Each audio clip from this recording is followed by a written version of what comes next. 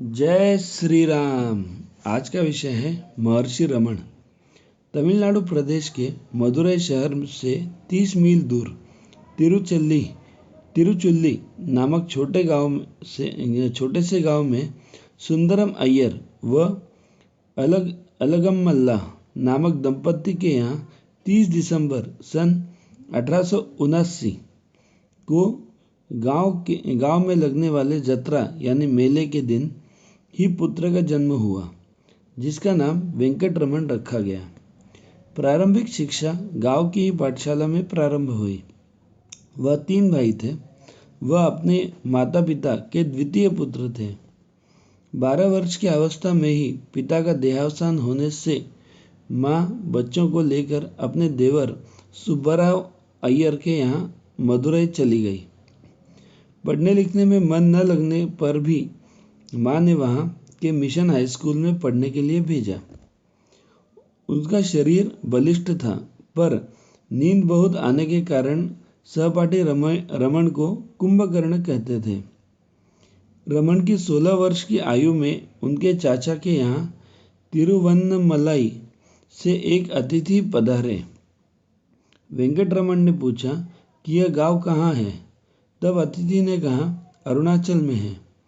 यह अरुणाचल सुनते ही बालक का मन मचल उठा। कुलोत्तुंग के पेरिस पुराण में तमिल कविताओं में पढ़ी कविताओं के कारण शैव संतों के विचारों ने रमन के मन बुद्धि में जादुई असर कर डाला। मन में सोचने लगे, क्या मेरा भी सपना सच होगा? मैं भी कभी उन संतों के समान बन सकूंगा। उसी दिन से बालक रमन ने ईश्वर की एकांत मौन साधना प्रारंभ कर दी। सन 1896 में साधना के द्वारा मृत्यु का अनुभव इस प्रकार आया कि मैं मरकर भी नहीं मरता हूँ।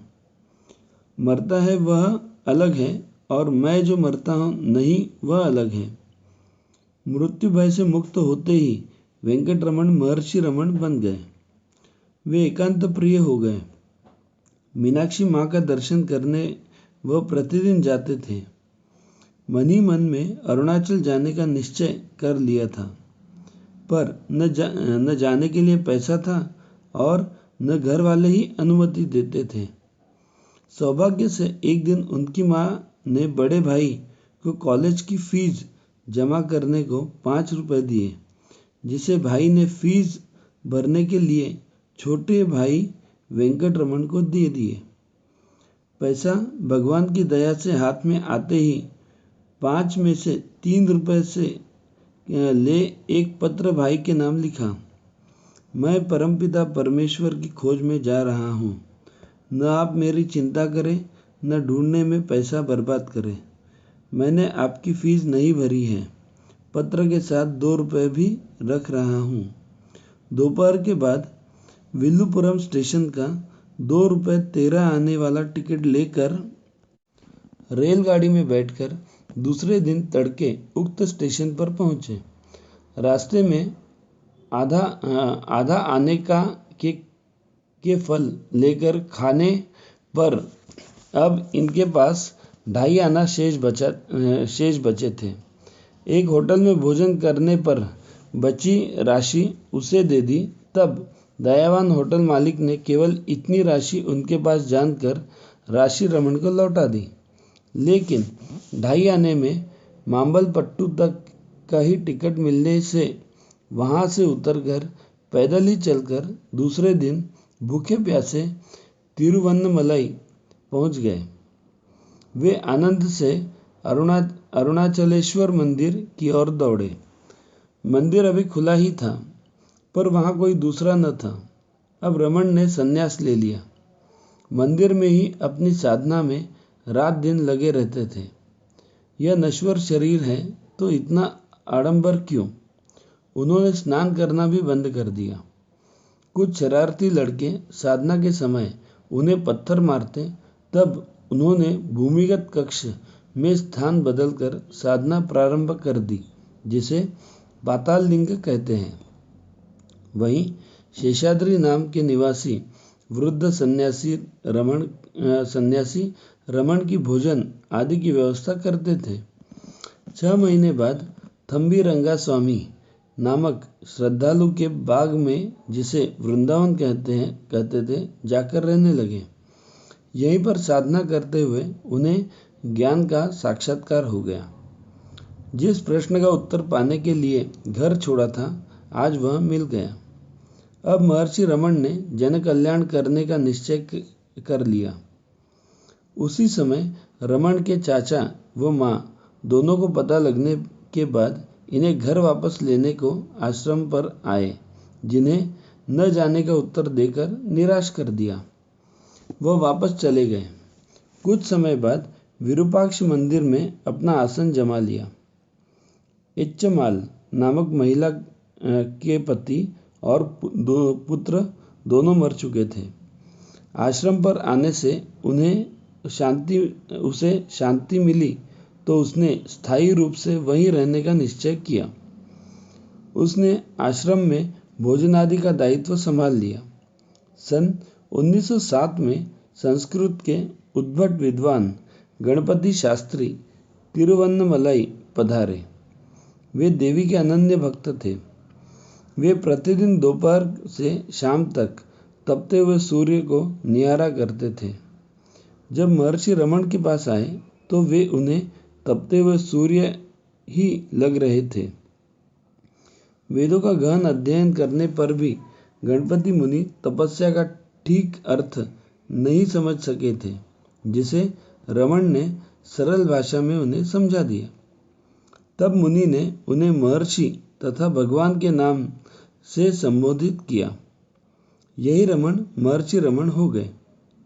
उन्होंने ही रमण की स्तुति में संस्कृत में प्रार्थना और गीत लिखे, उनकी शिक्षा व उपदेशों की व्याख्या प्रस्तुत की, जिसे रमण गीता नाम दिया गया। कुछ समय बाद अपने छोटे पुत्र नागसुंदरम को लेकर माँ पहुँच गई। तब रमण ने छोटे भाई को सन्यास की दीक्षा दे माता की खूब सेवा की। समय आने पर माँ का शरीर शांत हो गया। शिष्यों ने पहाड़ी पर एक आश्रम बनाया, जिसे रमणाश्रम नाम दिया गया। भारत के प्रत्येक भाग से ही नहीं, अपितु ख्याति के कारण विदेशों से भी श्रद्धालु दर्शन करने आने लगे। पाश्चात्य शिष्यों में एमएच हम्फ्री 1911 में प्रथम शिष्य बने, जो मद्रास के वेल्लोर नाम स्थान पर पुलिस विभाग के बड़े अधिकारी बनकर भारत आए थे। उन्होंने महर्षि रमण के सत्संग के अनुभवों को अंग्रेजी में लिखकर इंटरनेशनल साइकिक गजट में छपवाया।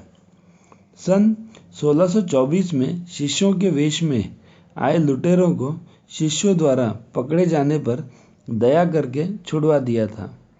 प्राचीन मुनियों की तरह उनके आश्रम पर सभी जानवर रहते थे, जिन्हें वह आप कहकर बुलाते थे।